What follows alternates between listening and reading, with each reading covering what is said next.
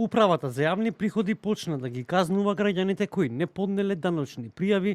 во 2020 година со 500 евра глоба за неподнесена пријава, дознава телевизија 24. До редакцијата се обрати граѓанин кој немал да плати данок бидејќи веќе бил одданочен во странство, но Управата за јавни приходи сепак решила да го казни бидејќи тогаш не поднел пријава. Според информациите од Управата за јавни приходи, контролите ќе продолжат за сите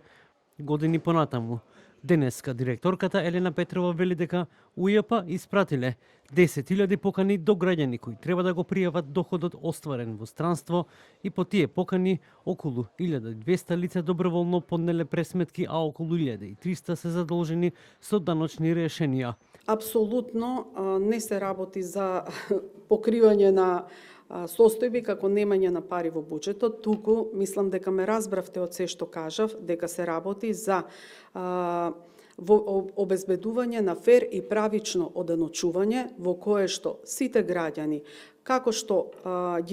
може да ги користат своите права од средствата од буџетот, исто така треба да ги исполнуваат и своите законски обврски. Не се работи само за граѓаните кои остваруваат доход во странство, туку УЈП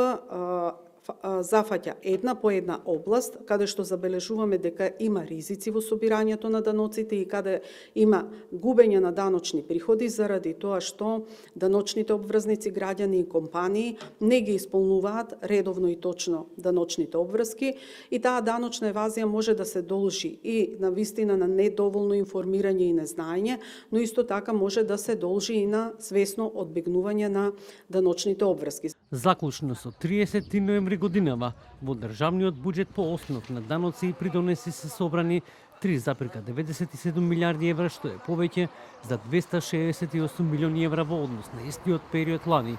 Има пораст на приходите од даноци за 6,5% и пораст кај придонесите за 8,7% во однос на истиот период минатата година. Управата за јавни приходи појаснува дека граѓаните нема да бидат двојно одданочени ако за истиот доход платиле данок во странство, но не кажуваат дека граѓаните нема да бидат казнувани за неподнесени пријави. Граѓаните кои сметаат дека им се повредени права во тековната постапка имаат можност да користат редовни правни лекови. Инаку, за во Куманово се најавени протести откако голем број граѓани добија решенија за персонален данок на доход за период од 2020 година наваму. Посебно погодени се и илјадници кумановци кои работеле во американски бази во Ирак и Авганистан, при што исплатите биле вршени на сметки во Македонија.